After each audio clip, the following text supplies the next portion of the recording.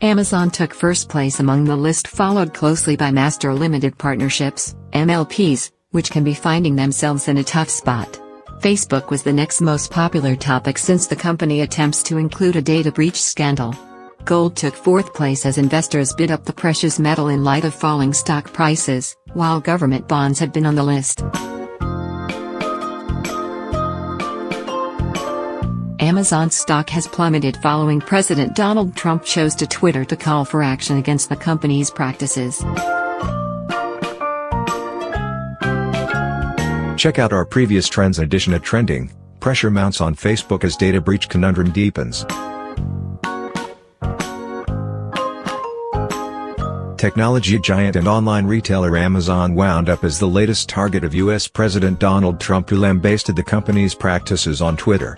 As such, traffic to Amazon, AMZN, has increased by as much as 818% during the past week as frightened investors sold off the stock. Amazon's shares have dropped more than 8% in the past 5 days, trimming year-to-date gains to 17%.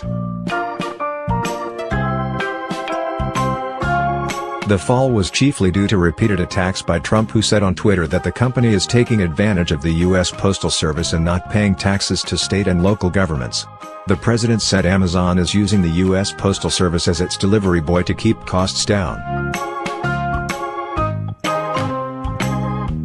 Despite the heated rhetoric, the White House is not mulling immediate action against the firm, according to several media outlets citing people familiar with the matter. Still, last summer Trump said to some of his aides that he wanted to increase the rates the Postal Service charges Amazon, although there was no follow-up on the discussion. Analysts disagree with Trump's assessment of the situation, contending that the Postal Service is benefiting from its relationship with Amazon and that the company pays its fair share of taxes to state and local governments. The U.S. Postal Service itself said it makes money from the relationship with Amazon and that e-commerce revenue is essential to support the network infrastructure.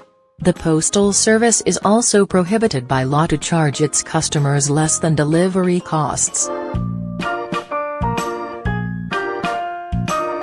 Nevertheless, it is believed Amazon pays the Postal Service around $2 per delivered package, which is about half of what it would pay United Parcel Service or FedEx. Trump's next logical move may be to increase the Postal Service's fees, which would, at least in the short term, have a negative effect on the company's performance, but Amazon could always increase its Prime membership rates and pass the costs on to consumers. In the long term, the firm could build its own delivery services, which would likely negatively impact the U.S. Postal Service.